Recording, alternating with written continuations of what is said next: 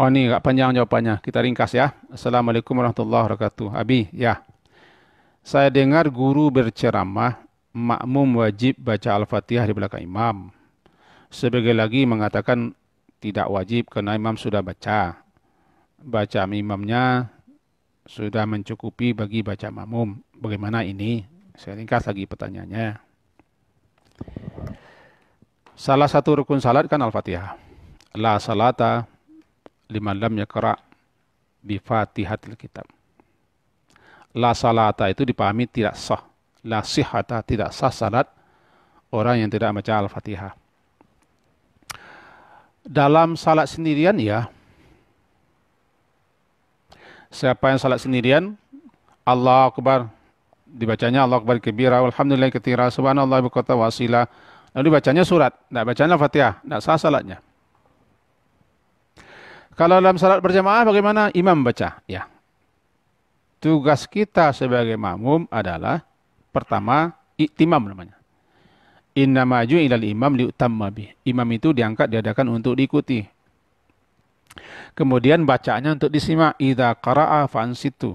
Apabila imam membaca, kamu dengarkan bacaan. Jangan saingi, jangan tandingi bila membaca. Ketika salat berjamaah, kapanpun imam mulai membaca, kita harus diam. Karena dia membaca keras itu untuk didengar. Tujuan imam mengeraskan bacaannya untuk kita dengar, untuk kita ikuti, kita simak. Kalau dia tidak membaca, baru kita baca. Dalam salat sir, salat siang, zuhur, asar. Dia tidak baca keras-keras. Apa yang akan disimak? Lantaran tidak ada yang akan disimak, didengarkan, baru kita baca. Tapi kalau dia ada membaca, kita simak. Ansitu, diam. Dengarkan. Bahkan disinyalir ayat itu turun, salah satu ayat bunyi, wa idza quri'al Qur'an fastami'u lahu wa ansitu la'allakum turhamun. Itu berkenaan dengan bacaan salat itu. Ada ulama berpaham seperti itu. Lalu bagaimana kita? Dalam salat berjamaah, imam membaca. Bacaannya kita dengarkan, kita simak, kita ikuti dalam hati. Kapan kita baca Al-Fatihah?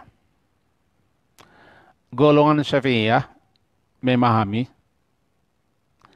si makmum tetap harus baca, tapi dia baca nanti setelah imam selesai baca Al-Fatihah. Ketika itu si imam harus diam sebentar. Memberi kesempatan, memberi waktu dan peluang kepada makmum untuk membaca Al-Fatihah. Maka ketika itu imam dia diam.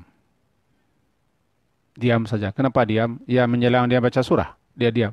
Untuk apa diam? Memberi peluang untuk orang makmum membaca Al-Fatihah. Inilah pendapat yang terkenal dalam pendapat mazhab Syafi'i. Berarti ketika itu imamnya diam. Yang jadi pertanyaan ketika imam diam itu lalu imam itu mengapa saja diam? Ya kan tidak lama, sebentar. Ya apa maksudnya diam? Lalu yang lain membantah. Salah satu yang membantah ini Albani ini. Syekh Muhammad Nasruddin Albani. Boleh bantah dalam kitab Sifat Salatin Nabi-nya. Bahkan juga As-Sabuni juga menjelaskan ini. Bahwa si makmum tidak perlu baca Al-Fatihah.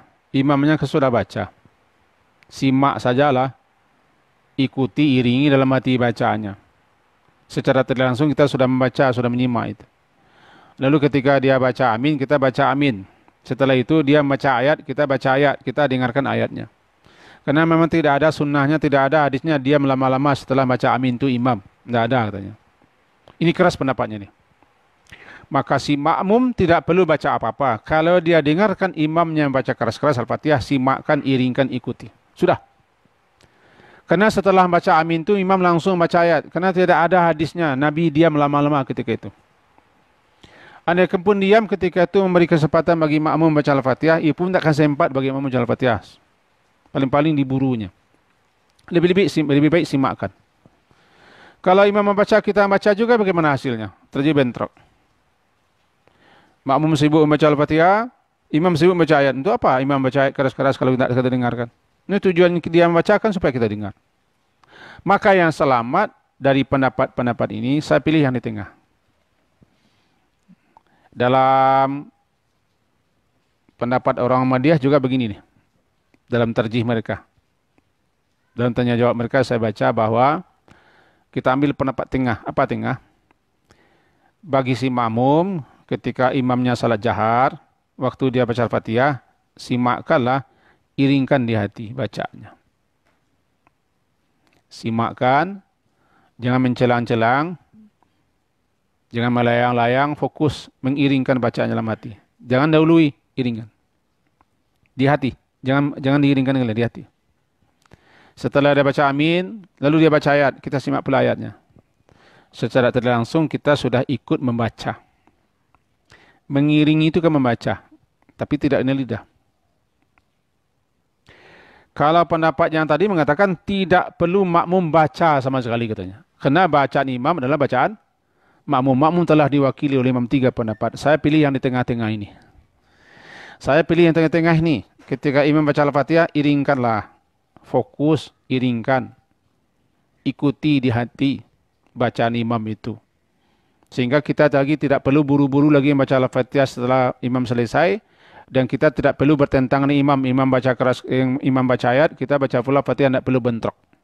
Saya memilih pendapat di tengah.